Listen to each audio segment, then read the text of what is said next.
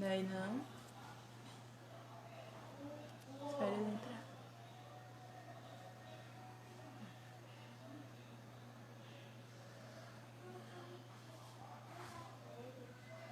Boa noite, sejam bem-vindos. Mais uma live do Centro Espírita Mansão da Luz. Hoje com o nosso querido amigo Oliveira.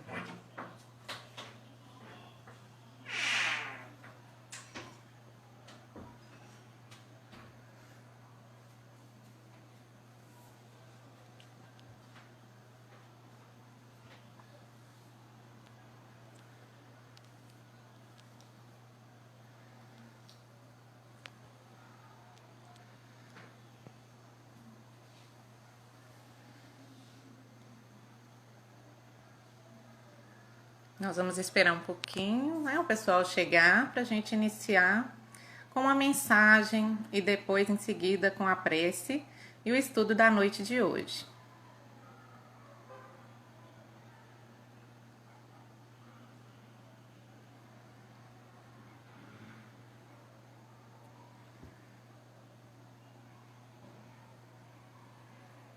Nossos amigos estão chegando, sejam todos muito bem-vindos.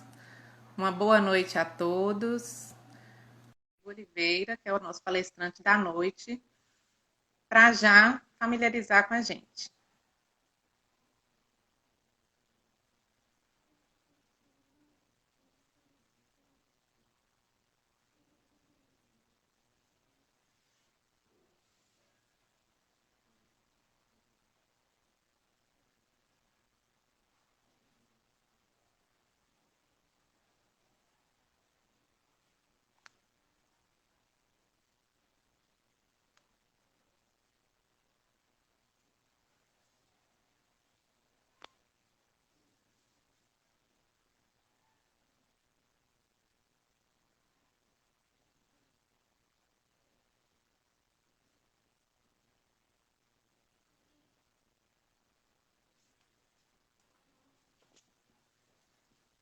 Oliveira, eu fiz o convite, deve ter dado algum probleminha, vou chamar novamente.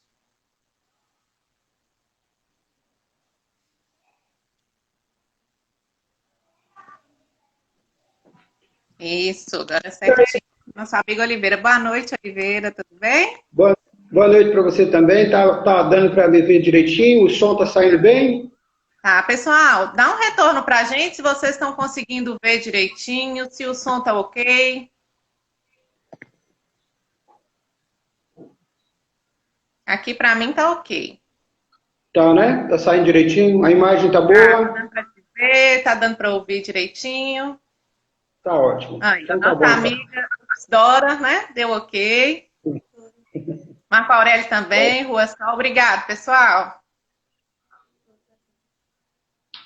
Vamos aguardar mais uns minutinhos, né, para o pessoal chegar e a Fica à vontade, gente tá? fazer juntos a leitura e a prece. Ótimo.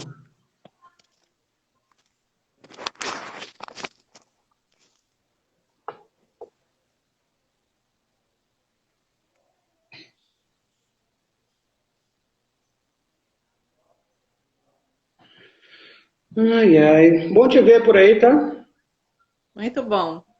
Bom a gente ter, né, a oportunidade de estar aqui reunidos, né, pela tecnologia, Novos tempos, né? para poder estudar um pouquinho. É verdade. Novos tempos. É uma pena porque um tema tão bacana poderia estar sendo feito na casa espírita, Sim, dá saudade, mas né, das casas espíritas, dos nossos amigos, de estar perto. com certeza. Mas, Mas faz parte desse momento que a gente está vivendo e nós temos que ter disciplina e paciência para esperar. Ainda mais agora que fechou de novo a cidade, né? sim, Tem é o que que. você falou, né? Paciência e muita fé nesse momento, né? Com certeza. A gente confie sempre que a gente sabe que Deus não nos abandona, não nos desampara. Em momento algum. Ele sabe tudo, né? Sim. Jesus está no comando do barco, isso que importa. E se está acontecendo é necessário, né? Verdade. Lição para todos nós. Sim.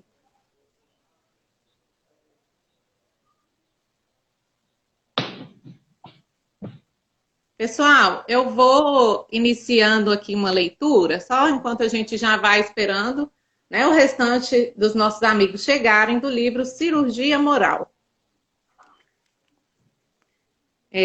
O livro Cirurgia Moral, Lancelin e João Nunes Maia, a leitura 10, Vê quem está ao teu lado. Vê quem está ao teu lado, ajudando-te a compreender os movimentos da vida. Nunca estás a sós nos campos do aprendizado. As tuas companhias andam contigo em todos os lances que empreendes, em todos os sentidos que porventura seguires. E essas companhias são espirituais e físicas. Vê a responsabilidade que tens diante delas. Umas de receber o teu exemplo, outras de instruir nas linhas da evolução a que pretendes atingir. Devemos afirmar, quantas vezes forem necessárias, que ninguém vive sozinho, nem anda sem companhias. Quem pretende isolar-se, atrofia as suas próprias faculdades. A lei nos recomenda viver em grupos e nunca nos esquecermos daqueles que nos cercam. A gratidão é força nova em novos entendimentos. Nada fazemos escondidos. Muitos olhos estão a nos observar sem faltar uma fração de segundo, registrando e nos ajudando a registrar tudo o que ocorre conosco. Quem se conscientiza desta verdade procura, em toda a área em que opera, errar menos, usando todos os meios possíveis para acertar mais. Devemos ainda visualizar o Cristo andando conosco, essa companhia invisível que nos dá forças para trilhar os caminhos mais seguros e compreender com mais eficiência aqueles que nos acompanham. A educação nos concita do lar à escola e desta ao trabalho. Há um procedimento que não nos deixa exteriorizar a nossa inferioridade, sendo disciplina que, quando permanentemente exercitada, desobstrui todos os remanescentes das antigas condições de inferioridade, colocando-nos como almas que desejam e começam a conhecer a verdade. Não é necessário que conheças todos os países do mundo, principalmente aqueles a que chamas mais civilizados, para que possas iniciar-te na civilização. Se observa os que andam contigo todos os dias, as suas reações em todos os momentos, podes deduzir, sem anunciar o que deve ser melhor para ti. Cada criatura sabe analisar o que lhe serve para o próprio bem. Nenhuma pessoa é culpada dos teus infortúnios e da tua incompreensão. Deus colocou em todas as mesmas advertências e os mesmos valores a serem cultivados. As diferenças que existem, somente uma coisa pode responder: a reencarnação, na escala evolutiva dos espíritos. Se ainda não a conheces no presente estágio, haverás de conhecê-la em outro. Porém, nenhuma das criaturas ficará órfã das leis de Deus. Existe justiça infalível, vibrando em toda a criação. Desde os cromossomos até os homens mais ilustres da terra, e destes até o anjo mais elevado dos céus. E se a justiça de Deus não falha, por que temer? Haveremos de alimentar a confiança nas forças, nas companhias que vivem conosco em todos os momentos da vida. Se tudo o que fazemos fica registrado em nós e no grande livro de Deus, o nosso dever é fazer melhor, dentro daquilo que já conhecemos ser o melhor. Não culpes alguém dos teus desacertos. O único culpado és tu mesmo. Acerta as coisas dentro de ti, que por fora tudo acompanhará as tuas atitudes íntimas. Confia, pois essa lei palpita em todo o universo. Então, tem uma leitura linda pra gente, né? Pra gente olhar ao lado, olhar ao redor, né? E procurar aproveitar todas as oportunidades que temos, né, de elevação que depende exclusivamente de nós mesmos. Exatamente. Vamos orar então? Vamos fazer nossa prece inicial, Oliveira? Vamos.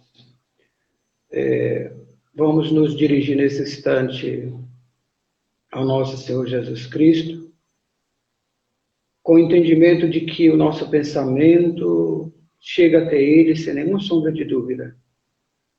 E por isso mesmo, de forma profundamente respeitosa e reverente, nós gostaríamos de agradecê-lo pela bênção desse instante, pela oportunidade da tecnologia ao nosso favor nesse instante, e que Ele possa, movido pelo sentimento de profunda compaixão, nos auxiliar nesse instante, nesta conversa. Que os benfeitores amigos que dirigem os destinos, de forma muito especial, da Casa Espírita Mansão da Luz, possam nos inspirar à melhor fala, ao entendimento da mensagem que será trabalhada nessa noite em favor de todos nós. Graças a Deus. Graças a Deus. Muito bem. Nós vamos começar o nosso bate-papo, Thaís. E assim que você sentir vontade de participar, pena que os outros não podem, né? Que é uma pena. É só você dar sinal que a gente interrompe e pode trazer sua colaboração, que com certeza será muito bem-vinda, tá bom? Gostaria de agradecer. Oi? Vou dando uma olhadinha também nas mensagens, né? E vou anotando também alguma para o final, de fazer alguma pergunta, né? Que aí a gente deixa também as pessoas participarem. Perfeitamente, podem ficar à vontade. Gostaria de agradecer a nossa companheira Patrícia, você pela oportunidade, a Casa Espírita Mansão da Luz, que tem nos honrado frequentemente com a oportunidade bendita, sublime, de trabalho em nome do Cristo, mesmo sabendo das nossas fragilidades de espírito, mesmo sabendo das nossas dificuldades enquanto espíritos encarnados aqui no planeta Terra. Para nós que recebemos essas oportunidades, às vezes a gente não consegue avaliar o valor que isso tem para os nossos espíritos, viu, Thaís? E porque a gente procura, antes de estudar um pouquinho, entender um pouco a mensagem de Jesus e ter a honra de poder levar, de alguma forma, né, por todos os meios lícitos e possíveis, a mensagem de Jesus deve ser para todos nós motivo de muita honra, de muito orgulho. E para a noite de hoje, a lição número 21 do livro Boa Nova, que é intitulada Lição da Vigilância, ela é uma mensagem muito interessante, bastante simbólica, especialmente para esse momento onde que estamos atravessando o planeta Terra, sem sombra de dúvida, um mar revolto, e ela faz parte de um conjunto de reuniões que foi estabelecido pelo nosso Senhor Jesus Cristo quando da implantação da Boa Nova do Reino.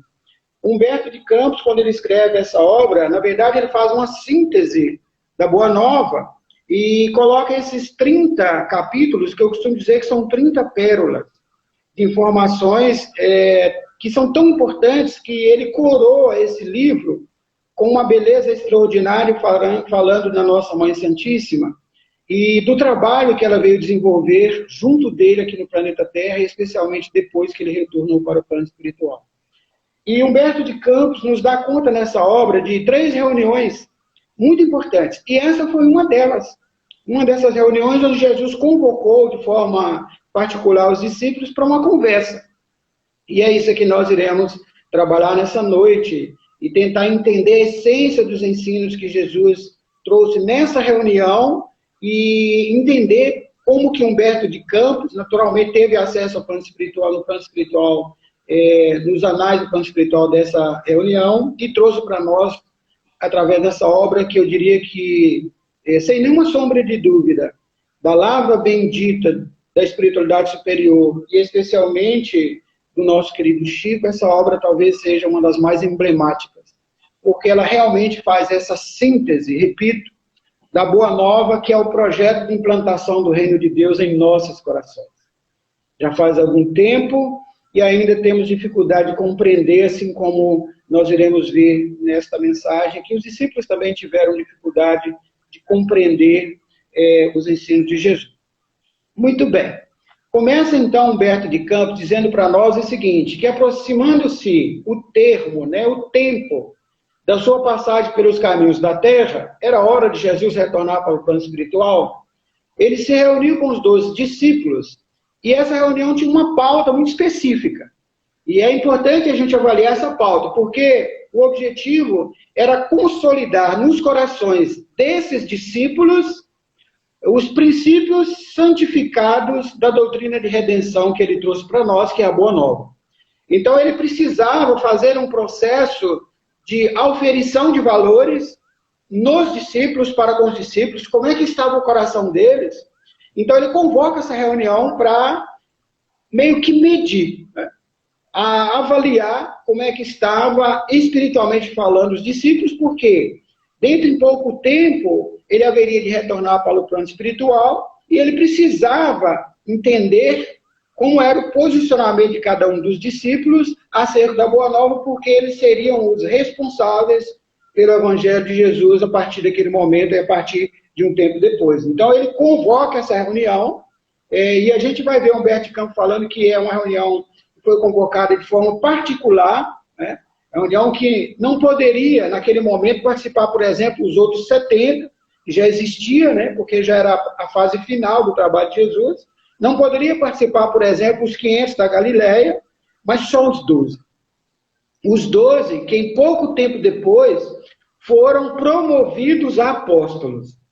Lá na Santa Ceia, há uma outra reunião final, onde eles foram promovidos a apóstolos.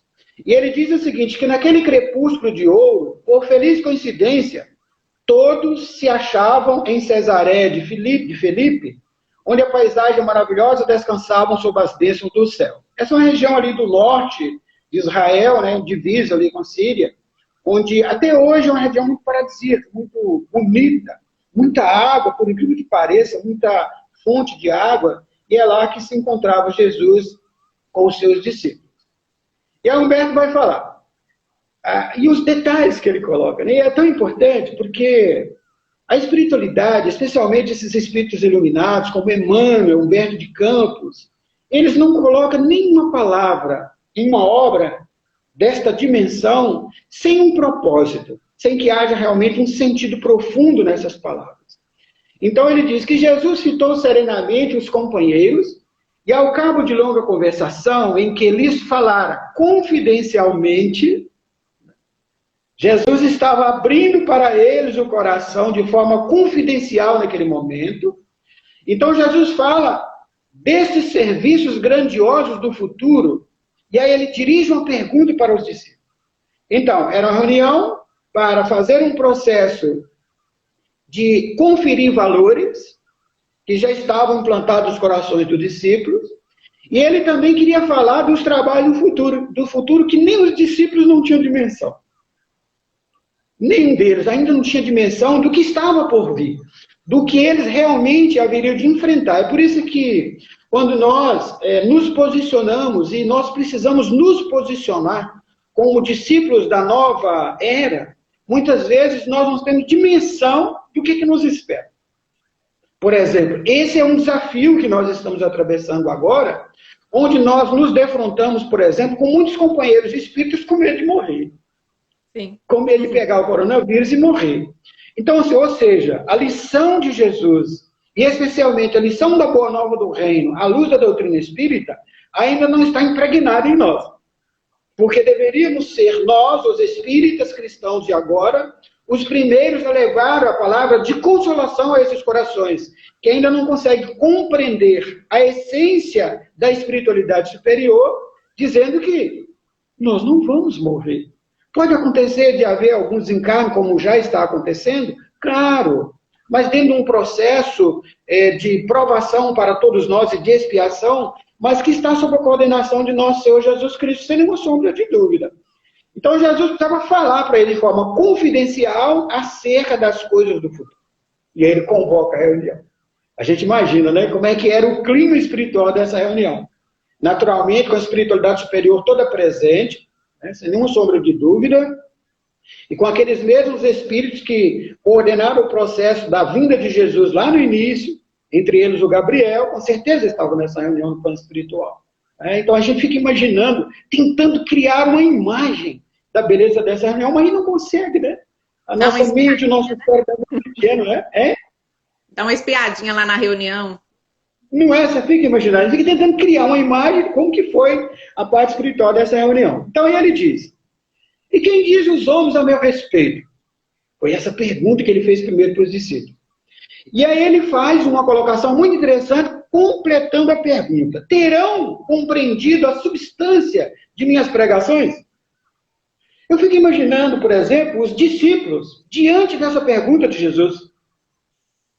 Porque o que se via naquele momento e naquela época, e especialmente em razão da postura de alguns dos discípulos depois, é que nem eles ainda não tinham compreendido a substância, a essência, o que seria o suprassumo do ensino do nosso Senhor Jesus Cristo naquela época. Então Jesus faz essa pergunta para eles, e a resposta dessa pergunta no campo da emoção foi muito interessante. Porque eles ficaram surpresos. Então Jesus está perguntando para nós agora, nós que estamos atravessando, sem nenhuma sombra de dúvida, esse mar revolto da vida no planeta Terra. Ele está perguntando para nós, espíritas, vocês compreenderam a substância das minhas pregações, dos meus discursos? A essência, o suprassumo, a parte mais importante, a letra que vivifica dos meus ensinamentos? É preciso a gente trazer esse questionamento de Jesus para nós agora, para esse momento, especialmente para esse momento que nós estamos atravessando o planeta Terra. Porque a pergunta, ele é muito importante. E ele pergunta primeiro, o que dizem os homens? Não estou perguntando para vocês, não. O povo lá fora, né? O que dizem os homens? O que os católicos? O que os evangélicos? O que os discípulos da nova era? Os espíritas, né? Compreenderam da substância das minhas pregações? Essa é a pergunta de Jesus. Importantíssima para a nossa reflexão nessa noite. E aí, houve uma resposta. Primeiro, mais novo, né? E é muito interessante, porque normalmente os espíritos mais novos, né, são mais afoitos em trazer logo a informação, as respostas. E se a gente olha essas respostas pelo prisma do espírito, em vez de João primeiro, né? Primeiro ele trouxe a resposta, ele responde para Jesus. Será que ele entendeu a pergunta de Jesus? E a gente vai observar que João talvez tenha sido um dos discípulos que realmente compreendeu a essência, a substância dos ensinos de Jesus. A avaliar pelo seu comportamento no Gólgota. Não é? Então ele responde, né, que seus amigos o tinham na conta de Elias, que regressaram ao cenáculo do mundo depois de se haver elevado ao céu numa carruagem flamejante. Então aí Humberto Campos traz os detalhes. E depois Simão, o Zelote, não Simão Pedro, né, o nosso Pedro, que é o personagem central dessa mensagem, o Zelote, que era considerado zeloso, o cumpridor da lei, aquele indivíduo que realmente era muito reto no cumprimento da lei, não foi à toa que ele foi convidado por Filipe, apresentado por Filipe a Jesus, para fazer parte dessa caravana bendita, desses 12 que iriam começar o processo de regeneração da humanidade terrena. Então ele tinha uma capacidade, ele era cumpridor da lei. Essa informação é do próprio Jesus, especialmente no capítulo 5 dessa obra. Era cumpridor da lei. Relatou então Simão Zelote os dizeres de alguns habitantes de Tiberíades, que acreditavam ser o mestre, o mesmo João Batista. Olha a confusão, né? Uns diziam que era Elias, outros diziam que era João Batista. Ressuscitado. Ressuscitado aqui no sentido da palavra, de acordo com a compreensão daquela época, que ressurgiu de corpo e de alma, porque não acreditavam que ele fora arrebatar de corpo e de alma. Não era o entendimento que nós temos hoje, graças a Deus, da reencarnação, dessa perspectiva bendita de retornar ao palco da Terra para continuar a nossa evolução. Então ele responde, o Tiago depois responde, né, o filho de Cleófas, e é muito importante porque o Tiago também era muito próximo de Jesus, era primo, né, primo de Jesus, contou que ouviu dos judeus na sinagoga, os quais presumiu o Senhor seria o profeta Jeremias. Ou seja, uns achavam que era João, outros achavam que era Elias, outros achavam que era Jeremias, aquela confusão toda, né? E até hoje o povo judeu, eles acreditam que Jesus realmente era apenas mais um profeta. mas alguém que retornou ao plano terra, como Elias, como Jeremias, como alguns daqueles profetas.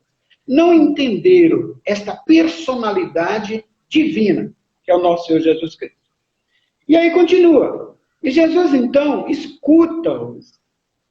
Isso é maravilhoso, né? Jesus escutou-lhes as observações com habitual carinho e inquiriu depois. E esse fica um recado muito interessante para nós, especialmente nesse momento, onde Deus, através das suas leis, tem nos convidado a conviver de forma mais ostensiva com os nossos familiares, que são aqueles espíritos que a providência divina colocou ao nosso lado para o nosso processo de evolução. Nós precisamos aprender a escutá-los. Não escutar com os olhos da carne, mas escutar com o espírito, silenciar a boca, abrir os ouvidos dos nossos espíritos para escutá-los enquanto espíritos eternos que somos. Porque muitas vezes esse escutar de Jesus é muito importante, às vezes não entende. A gente escuta com os ouvidos da carne e a gente já vai fazendo conjectura, né? O outro está falando e a gente já está fazendo um pré-julgamento. E às vezes antes dele terminar o que ele está falando, a gente já entra na conversa e a maioria das vezes com considerações que não são relevantes.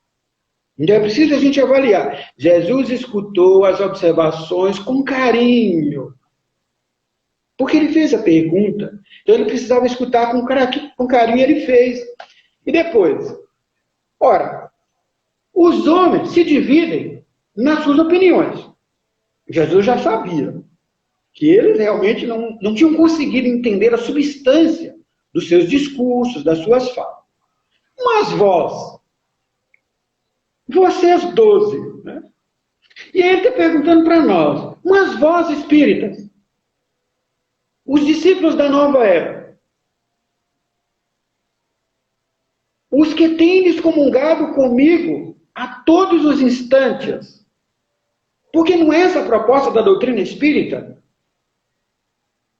É essa a proposta de vivermos em comunhão perene, dioturnamente, com nosso Senhor Jesus Cristo. Né? E vós, quem dizeis que eu sou? E essa pergunta é muito importante, esse quem é muito mais importante ainda. Porque essa pergunta de Jesus define especialmente para nossos irmãos católicos e evangélicos, que acreditam ser o Jesus o próprio Deus. Porque a pergunta número 1 é, que é Deus e não quem? Então essa pergunta de Jesus aos discípulos está querendo dizer para nós o seguinte, que personalidade acreditam que eu sou? Pergunta para os discípulos. É uma personalidade, é uma individualidade, e não um Deus. É importante essa informação de Humberto de Campos a respeito dessa pergunta de Jesus. E vocês que têm convivido comigo? E nós, né? Os discípulos da nova era, nós que temos conhecimento da doutrina espírita, não porque somos melhores do que ninguém, mas que recebemos como oportunidade, como dádiva divina, de nesta encarnação, podermos tomar conhecimento do Evangelho redivivo. Essa pergunta é para nós nesse instante. Muito bem. Certa perplexidade abalou a pequena assembleia, eles não entenderam nada. Não entenderam. Por que Jesus está perguntando essas coisas? Lembrando que a reunião era secreta. Era privada, só para aqueles 12. Simão Pedro, coitado de Simão Pedro, né? É uma maravilha, Simão Pedro. É extraordinário esta personalidade do Evangelho de Jesus.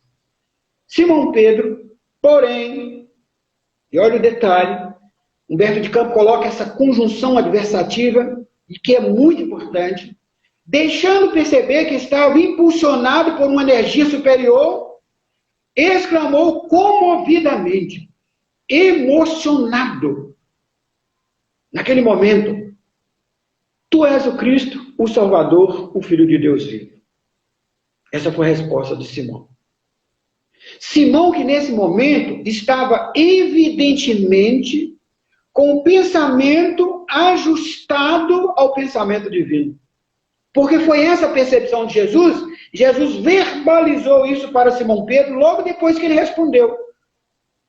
Então é preciso a gente prestar atenção nessa resposta de Simão Pedro e no comportamento de Simão Pedro, porque é muito comum na nossa vida de rotina nós estamos com o pensamento ajustado a Jesus e de repente a gente vai lá para as trevas. Ele vai dizer lá na frente como que isso acontece e como que nós podemos nos livrar destas armadilhas do cotidiano. E aí Jesus responde para ele: bem-aventurado sejas tu, Simão. Imagina. Disse-lhe Jesus envolvendo um amoroso sorriso. A gente fica imaginando, nós, né, homens comuns, né, do dia a dia, como é que é um sorriso amoroso? Será que nós sabemos? A gente fica imaginando a energia que foi exalada de nosso Senhor Jesus Cristo, quando Humberto de Campos coloca esse detalhe desta resposta de Jesus. Primeiro, envolve-o com a energia de amor através do sorriso franco, honesto, que nem Simão Pedro entendeu. Isso é uma lição para nós, porque às vezes a gente dá um sorriso para os outros sem entender a perspectiva espiritual disto, que é um dom divino. Um sorriso acalma, quando ele é verdadeiro. E quando é um sorriso amoroso, na perspectiva de Jesus, a gente fica imaginando, né? Como é que seria isso? Às vezes a gente não tem dimensão de como que é isso. Oliveira, não custa nada. Oi. Falando, né, desse sorriso, e agora as pessoas não podendo, né, se abraçar, estarem próximas, né? Você disse aí desse sorriso que é muito maior do que um sorriso comum. É um sorriso mais abrangente. E como que a gente mais abrangente também usar esse exemplo aí, pegar isso aí nos dias atuais, né? Pois é. Eis a questão. Ser verdadeiro através de um sorriso. Ser franco através de um sorriso. Então Jesus primeiro envolve-o num sorriso amoroso e diz para ele: porque não foi a carne que te revelou essas verdades, Simão, mas meu Pai que está no céu. Ou seja, Simão Pedro naquele momento estava com o pensamento ajustado, repito, ao pensamento de Deus. Esta deve ser a nossa perspectiva de espíritos de agora, e especialmente de espíritas cristãos. Essa deve ser a nossa perspectiva. E continua, né? Nesse momento, entregasse a Deus o coração e falasse a sua voz. A gente fica imaginando, como que é isso? Veja que, até hoje, para a gente entender a essência dessas colocações de Jesus, é muito difícil. Porque muitas vezes a gente não consegue ajustar o nosso pensamento nem com o nosso anjo da guarda, que está diuturnamente ao nosso lado, tentando nos ajudar. A gente não escuta ele. E às vezes, né, ele tenta o dia inteiro trazer para nós informações a respeito dos nossos pequenos deslizes no que concerne à lei de Deus, que é sintetizada em justiça, amor e caridade. Eles não conseguem falar para a gente, porque o nosso pensamento não está ajustado com o pensamento dele. Agora, fica imaginando a situação de Pedro naquele momento, não é? E ele continua: bendito sejas, pois começa a edificar no Espírito a fonte da fé viva. E Emmanuel, quando ele fala dessa fé viva, ele fala de uma fé entranhada em Deus.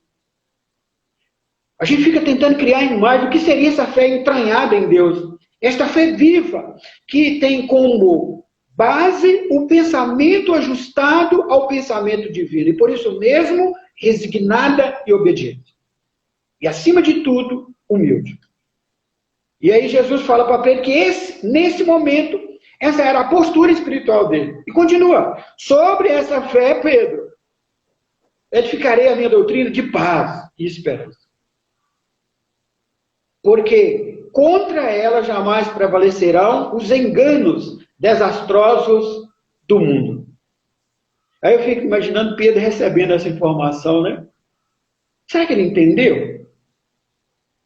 Jesus está dando essa informação para nós agora, para nós que estamos aqui nessa humilde live, que estamos tendo a oportunidade de vislumbrar uma perspectiva de futuro nessa informação de Jesus. Estou dizendo para nós que ele conta conosco nesse momento para o processo de edificação de um mundo melhor, de um mundo de regeneração. É por isso que nós precisamos avaliar as nossas posturas espirituais diuturnamente, lá em casa, no ambiente de trabalho, na rua. Como é que está a minha postura? Será que eu estou com o pensamento ajustado ao pensamento de Jesus em todas as minhas ações? Será que as minhas ações estão todas pautadas na lei de justiça, de amor e caridade? Olha que desafio. Olha que desafio. Eu costumo dizer que o Evangelho é desafiador. Toda hora, todo minuto, toda fração de segundo, o Evangelho nos desafia a nos tornarmos criaturas melhores aqui no planeta Terra. Então essa fala de Jesus para Pedro é muito simbólica para nós espíritas. Para nós que temos a obrigação, enquanto missão individual e coletiva, de fazer com que o Evangelho redivivo possa florescer em nossos corações primeiro, e depois nos corações daqueles que nos rodeiam em todos os campos da atuação no planeta Terra. É desafiador. É desafiador. Mas é perfeitamente possível para todos nós compreender essa necessidade. Então vamos caminhar mais um pouquinho, né? Para a gente entender. E ele continua. Enquanto Simão sorria confortado, né, com o que considerava um triunfo espiritual naquele instante, o mestre prosseguiu esclarecendo a comunidade quanto à revelação divina no santuário interior do espírito do homem. Porque foi para isso que ele veio. Lá no capítulo 5, capítulo 3 a 5, quando ele encontra com Haná no templo, ele fala, eu vim para implantar o reino de Deus nos corações dos homens. Então, enquanto, né, o Simão degustava, por assim dizer, metaforicamente falando, desse momento espiritual, que nem ele conseguia entender, o mestre prosseguiu esclarecendo a comunidade quanto à revelação divina no santuário interior do espírito do homem, sobre cuja grandeza desconhecida o cristianismo assentaria as suas bases do futuro. Para que hoje nós pudéssemos estar aqui, através da tecnologia, conversando acerca de assuntos tão relevantes e tão sublimes, que para muitos de nós ainda não tem muita ressonância em nossos espíritos. Para nós mesmos, né? Esta é uma realidade, porque a gente toma conhecimento, entende isso, mas na hora da prática, né? Na hora do fazer, às vezes a gente tem dificuldade. No mesmo instante, preparando os companheiros para os acontecimentos próximos, Jesus continuou dizendo para eles. E aí Jesus traz as informações mais importantes do contexto da reunião. E ele começa as informações com o termo amados. Era uma característica de Jesus. Amados. Né? E essa palavra amados sair da boca de Jesus, a gente imagina como é que ela sai impregnada de uma vibração de amor tão grande que a gente não consegue entender. Né? Imagina a hora que a gente realmente, nas nossas casas espíritas, abrimos as nossas reuniões com essa palavra, amados de forma verdadeira. A gente fica imaginando, porque vai acontecer, é o nosso destino. Não teremos problema nessa reunião, sem sombra de dúvida. Né? Então ele diz, amados, importa que eu vos esclareça o coração, a fim de que as horas tormentosas que se aproximam não cheguem a vos confundir o entendimento. Vamos pensar nisso agora? Jesus falando para nós espíritas, amados, eu preciso esclarecer os vossos corações para que esses momentos não confundam o vosso entendimento, porque está havendo uma confusão. Nós não estamos entendendo a essência do recado de Deus nesse momento. E o principal dele, volte para a sua família. Lá é a base da sociedade. Ela precisa ser regenerada. E aí a gente observa o aumento da violência no lar. Aí nós observamos a deserção de muitos.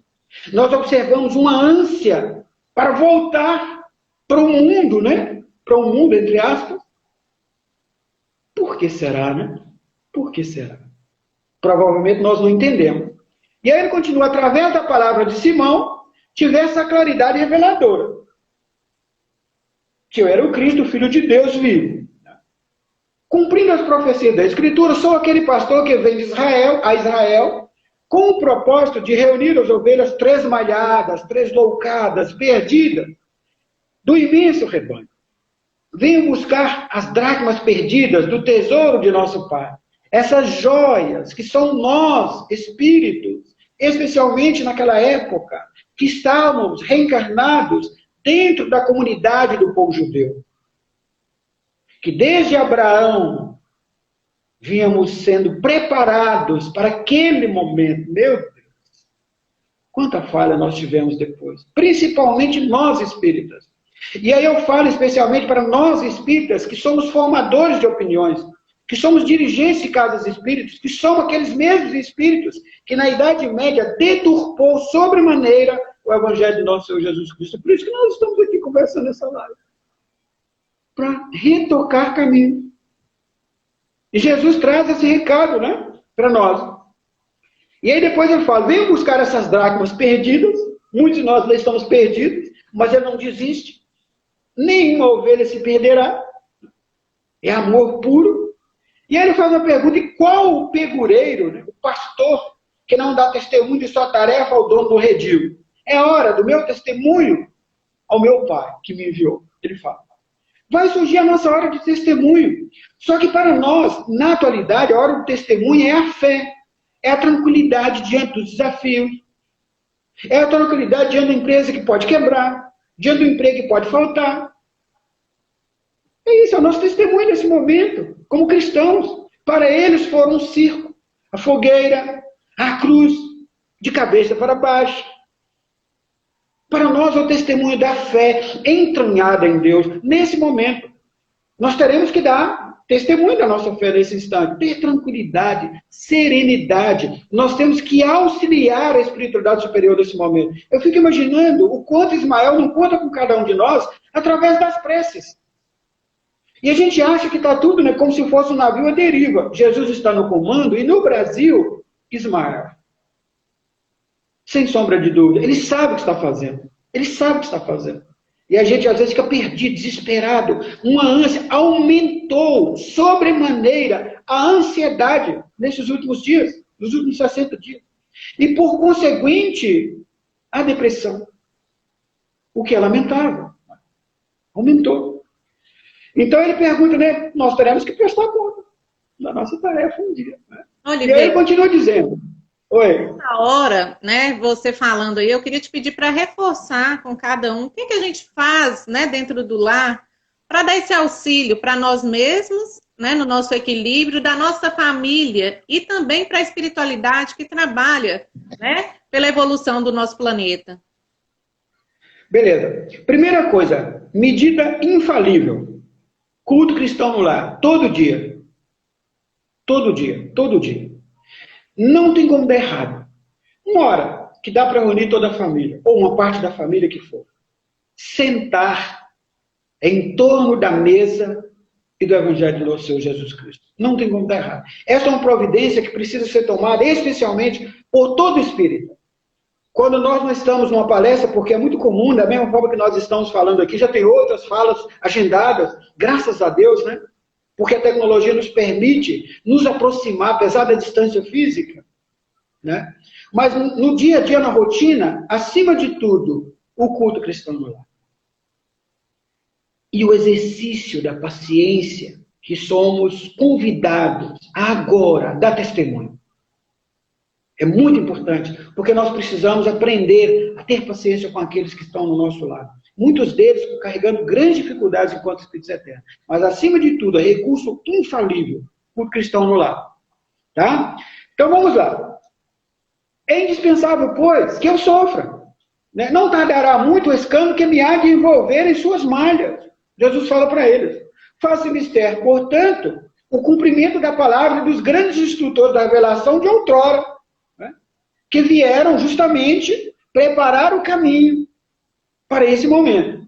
Está escrito que eu padeça. E aí Jesus fala para eles o seguinte, eu não fugirei do testemunho. Imagina o recado que Jesus dá para nós agora. Eu não vou fugir do testemunho. Nós não podemos fugir do testemunho. Avoluma-se o número daqueles que estão retornando para o plano espiritual pela via do autoextermínio. Fuga. Vai adiantar o quê? Nós precisamos, inclusive, compreender essas criaturas, mas, acima de tudo, começar, de alguma forma, dentro do nosso lar, a orar para que haja entendimento desse momento, né? Não fugir do testemunho quando ele bater na nossa porta, e vai bater. Vai bater. E vai surgir, inclusive, para muitos de nós, a oportunidade do exercício da fraternidade legítima e da solidariedade legítima. E quando eu coloco esse termo legítimo, é de propósito, porque a solidariedade e a fraternidade legítima têm consonância com a lei de justiça, de amor e caridade. Vai surgir a oportunidade, inclusive, desta divisão verdadeira, daquele carocinho de feijão que está lá na lata. Gente, a gente fica imaginando, né? São oportunidades, não vão surgir do testemunho. Soa para nós, espíritas, nesse momento, a oportunidade de redenção com Jesus, com Ismael, com os benfeitores espirituais que estão trabalhando diuturnamente para nos instruir, para nos ajudar. Basta que nós tenhamos o pensamento em sintonia com eles. Jesus dá a informação para eles. Não vou fugir do testemunho. Né? É a vontade de meu Pai. Havendo pequena pausa na sua locução, Filipe aproveitou para interrogar emocionado. De fato, emocionado. Mas, mestre, como pode ser isso? A gente fica imaginando, né? Se sois o modelo supremo da bondade. E Emmanuel, quando ele fala desse modelo supremo da bondade, e talvez seja uma das falas mais importantes da espiritualidade superior nos últimos anos, porque ele traça realmente o perfil dessa personalidade de Jesus no livro A Caminho da Luz, quando ele fala que Jesus foi a personificação do amor de Deus na Terra. Está lá no livro A Caminho da Luz. E Filipe entendia isso. Esse Jesus como personificação da bondade de Deus, do amor de Deus no planeta Terra, como pode? O sofrimento será então prêmio às vossas obras de amor e de sacrifício em prol dos homens? Eu não entendi. Eu não consegui entender. Jesus, no entanto, sem trair a serenidade, que é digna de nota essa palavra, de seu sentimento, retrucou. Respondeu Filipe: vim ao mundo para o bom trabalho e não posso ter outra vontade, senão a que corresponda à vontade daquele que me enviou. Entendeu, Filipe? Entendemos, Filipe, de agora? Não é? Pergunta para nós. Entendemos? Além de tudo, minha ação se dirige aos que estão escravizados no cativeiro do sofrimento, do pecado, da expiação. Instituindo na terra a luta perene contra o mal. Tenho de dar legítimo testemunho dos meus esforços. E ele completa por Filipe. Na consideração de meus trabalhos, necessitamos ponderar que as palavras dos ensinos somente são justas quando seladas com a plena demonstração dos valores íntimos. Ou seja, nós daremos testemunho daquilo que nós estamos aprendendo agora, quando lá na rua, ou dentro do nosso lar, especialmente nesse momento, isso for demonstrado através da prática. Do exercício da paciência, da tolerância, da obediência às autoridades, da obediência às leis. Nossa cidade vai ser fechada de novo. O que é que nós podemos fazer? Obedecer. Obedecer. Só isso que nos resta. Obedecer e sermos resignados. Esperar. Acreditais que é um náufrago, Jesus criou uma imagem para ele, né? Pudesse sentir o conforto de um companheiro que apenas limitasse a dirigir-lhe a voz amiga lá da praia em segurança? Seria isso possível, Felipe? Para salvá-la, seria indispensável ensinar-lhe o melhor caminho de livrar-se da voragem destruidora.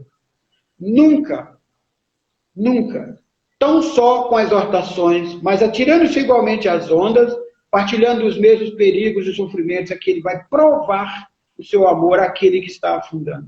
É a nossa vez. Tem muitos irmãos nossos aí nesse processo de afundamento, psicologicamente falando. Muitos. Que precisam da nossa palavra amiga, do nosso entendimento nesse momento. Né? Vamos lá. O fardo que sobrecarrega os ombros de um amigo será sempre, ele está falando para o Filipe, mais agravado em seu peso. Se nos pomos a examiná-la, muitas vezes guiados por observações inoportunas. Ele, entretanto, esse fardo que os nossos amigos hão de carregar nesse instante, se tornará suave e leve para aquele a quem amamos. Se o tomarmos com os nossos esforços sinceros, ensinando-lhe como se pode atenuar-lhe o peso nas curvas do caminho. Muitas de nós, né? Haveremos de carregar fardos pesados, de agora para frente. Mas com Jesus, sem sombra de dúvida, ele vai ficar leve. Vai ficar tranquilo para carregar. Nós não haveremos de reclamar. Haveremos de recebê-lo com dignidade. Será o nosso convite de provar o nosso amor ao nosso Senhor Jesus Cristo. E aí ele continua, né? Os apóstolos entreolharam-se surpresos e o Messias continuou. Não espereis por triunfos que não teremos sobre a terra de agora. Meu reino ainda não é desse mundo. Jesus fala para ele. Por essa razão, em breves dias, não obstante as minhas aparentes vitórias, entrarei em Jerusalém para sofrer as mais penosas humilhações. E isso aconteceu. E depois ele vai falar para os discípulos o que iria acontecer com ele. De fato, iria acontecer com ele. Narrou para os discípulos, né? Tudo que ia acontecer. Nos derradeiros e mais difíceis testemunhos, terei meu espírito voltado para o amor do Pai. Conquistarei com o sofrimento a vitória sagrada, diz para eles. Ou seja, nós haveremos de passar por sofrimento? Sim, já estamos passando. De alguma forma, já estamos passando. Nós temos hoje mais de 20 mil famílias, só no Brasil, chorando a oportunidade que não tiveram sequer de velar aquele corpo dos seus entes queridos. No planeta Terra, aproxima-se de 400 mil.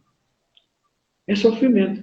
Principalmente para aqueles que não compreendem que a vida verdadeira, ela não vai ficar presa ao corpo. O corpo é apenas um instrumento para o nosso processo de evolução.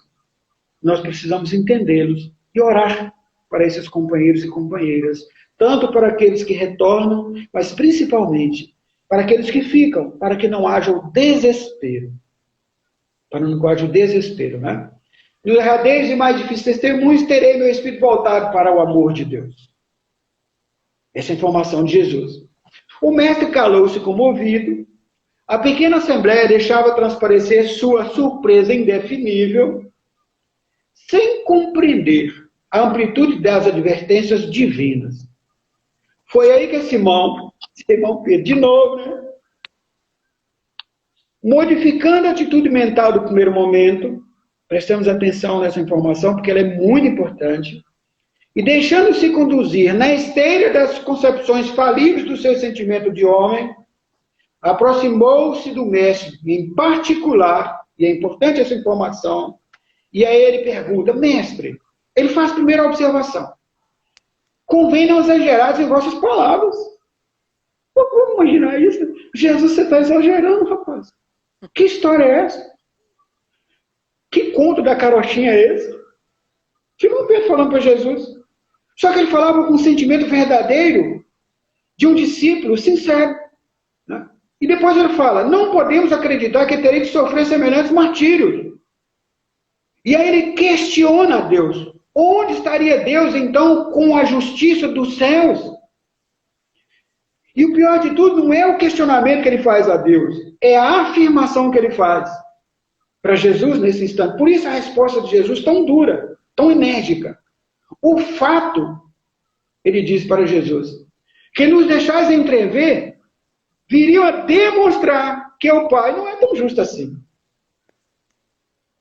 Gente, vamos pensar. O que está acontecendo, né, agora, muitos estão questionando Deus. Mas por que, meu Deus? Por que nós tivemos a oportunidade de caminhar até agora a opção do amor?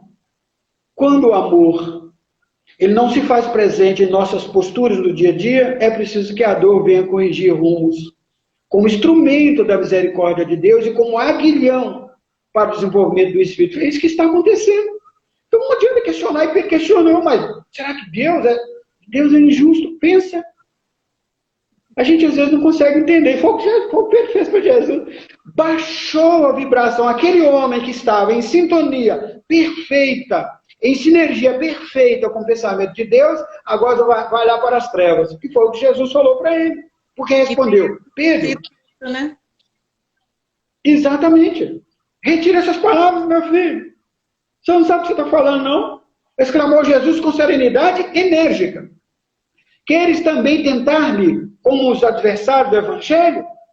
Será que também tu não entendes, Pedro? Nós, Pedros de agora, né? Quantos de nós temos dificuldade de entender Jesus nesse momento? Temos tanta dificuldade que a gente acha que está num navio à deriva. Jesus está no leme. Ele está no comando, ele sabe o que está acontecendo. Ele sabe de cada um de nós. Ele sabe de nós, que nesse instante estamos falando do Evangelho. Nos conhece nominalmente. O que é isso para Jesus? 8 bilhões de almas encarnadas no planeta Terra. O que é isso para ele? Se o nosso querido Dr. Bezerra de Menezes, com as suas vibrações de amor, já consegue abarcar todas as casas espíritas do Brasil, vamos pensar Jesus? Ministro de Deus? Então ele sabe o que está acontecendo com cada um de nós, não é? Compreendendo somente as coisas dos homens, nós de revelação, aparta-te de mim, pois, nesse instante. Falas pelo espírito do mal. Gente, vamos pensar nisso na nossa rotina do dia a dia, né? Quantas e quantas vezes nós temos a oportunidade de falar, de deixar para que o nosso aparelho de fonação possa falar das coisas santas, e a gente sintoniza com os espíritos das trevas. Quantas e quantas vezes? Durante o dia. É por isso que a espiritualidade no Livro dos Espíritos nos convida, Santo Agostinho, né, a fazer esse balanço diário para que a gente possa ver se houve lucro, espiritualmente falando, se houve ganho espiritualmente falando. Ele fala, e não temos a fazer pergunta a vocês. O que aconteceu durante o dia? Pode fazer, multiplique-as. Porque assim nós iremos nos melhorando. E na sequência, verificando que o pescador se emocionara até as lágrimas, o mestre preparou-se para a retirada daquele instante. Não dava para conversar mais com Pedro naquele momento. Não tinha clima. Pedro não irá compreender. E aí ele fala para os companheiros aquilo que Lucas narra no seu Evangelho, no capítulo 9, versículo 26 também. Se alguém quiser vir após mim, renuncie a si mesmo, toma sua cruz e siga os meus passos. É o convite para nós outros nesse instante. Renunciar a nós mesmos. Como fazer isso? É a pergunta, né? Como fazer? Como renunciar, por exemplo, a palavra maldita daquele que está comigo dentro de casa nesse instante? E não revidar. Como renunciar à oportunidade que o mundo chama para cuidar das coisas dos céus? Se quiser vir após mim, assuma a responsabilidade pelos seus erros do pretérito e olhe para o futuro. O passado é histórico, é importantíssimo, mas precisamos viver agora, neste momento. Nós precisamos, nesse momento, dignificar com a nossa presença o planeta Terra, que está num processo de regeneração, e essa travessia de regeneração é natural que haja sofrimento, nós não aprendemos a amar ainda. É natural, né? E aí o que acontece? Eu fico imaginando a noite de Pedro. Como é que foi a noite dele? Será que ele dormiu? No dia seguinte, a pequena comunidade se punha a caminho, vivamente impressionada com as revelações da véspera. Simão seguiu humilde e cabisbaixo, depois da advertência de Jesus. Não conseguiu compreender por que motivo fora Jesus tão severo para com ele. Não entenderam. Será que ele dormiu?